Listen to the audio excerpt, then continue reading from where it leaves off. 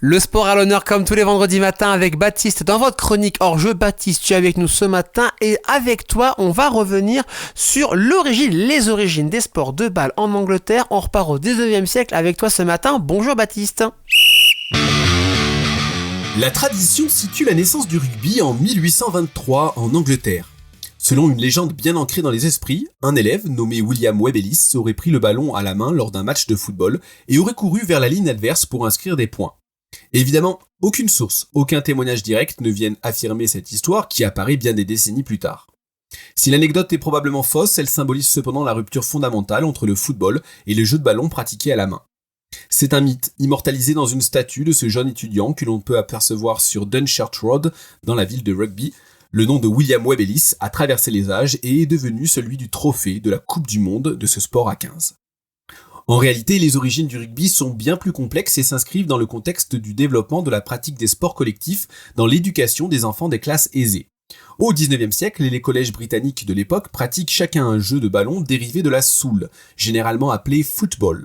Alors si la traduction balle au pied se confirme par la suite avec l'apparition d'un sport majeur sur la planète, il convient de rappeler que le terme football désigne à l'origine non pas des gens qui jouent avec le pied, mais des gens qui jouent à pied, en opposition aux aristocrates qui eux pratiquent des sports à cheval, comme la chasse, l'équitation ou le polo.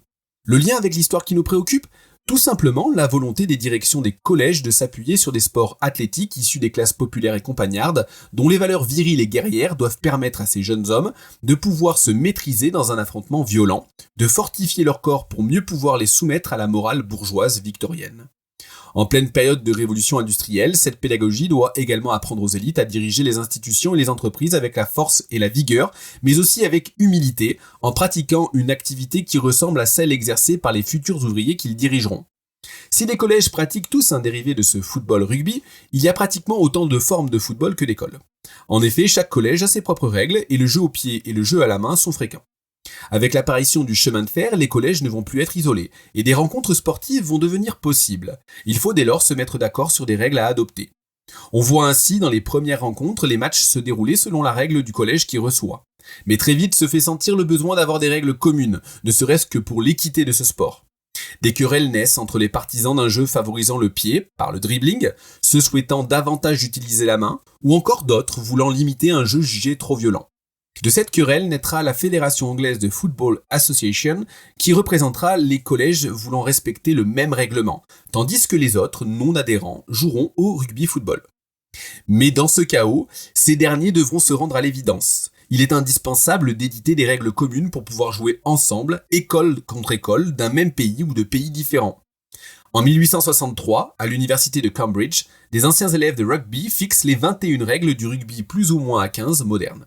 Celles-ci sont encore bien différentes du sport que l'on connaît aujourd'hui, mais elles ont le mérite de permettre une diffusion de ce sport à l'international, en Écosse, en Irlande, mais surtout dans l'Empire britannique, en Australie et en Nouvelle-Zélande.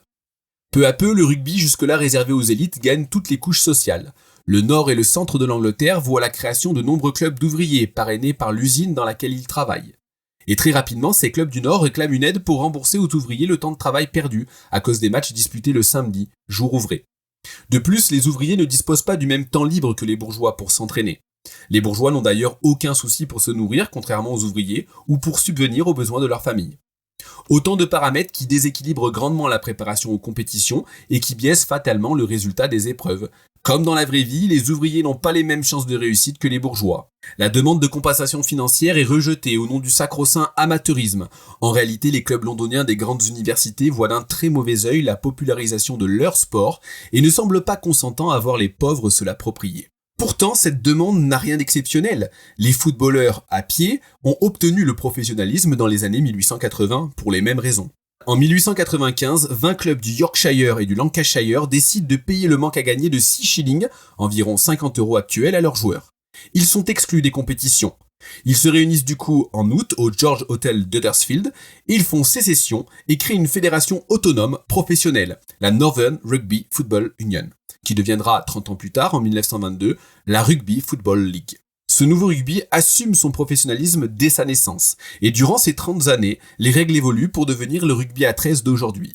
Cette nouvelle variante se veut plus rapide, plus lisible, plus athlétique pour renforcer le spectacle, avec notamment des mêlées non disputées, une simplification des touches, une suppression progressive des regroupements pour les remplacer par le tenu.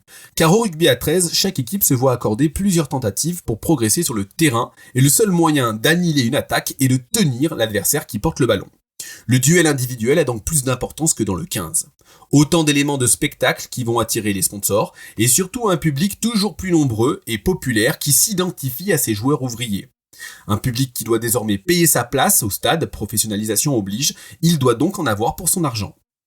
Ces deux scissions démontrent surtout que les sports de ballon codifiés au XIXe siècle ont tous la même origine, et que ce sont les considérations sociales et politiques qui ont fait qu'ils se sont démarqués les uns des autres. Merci Baptiste pour l'histoire des sports de balle en Angleterre, à retrouver en podcast sur happinessradio.fr, l'appli Happiness sur le Play Store et vos plateformes de streaming. Baptiste, rendez-vous jeudi prochain pour une nouvelle chronique sportive sur Happiness. Et nous, dans 5 minutes, on vous dit quoi faire dans l'Oise, quoi faire à Amiens. La journée des sorties, c'est dans Quoi de neuf l'agenda, et c'est après ça.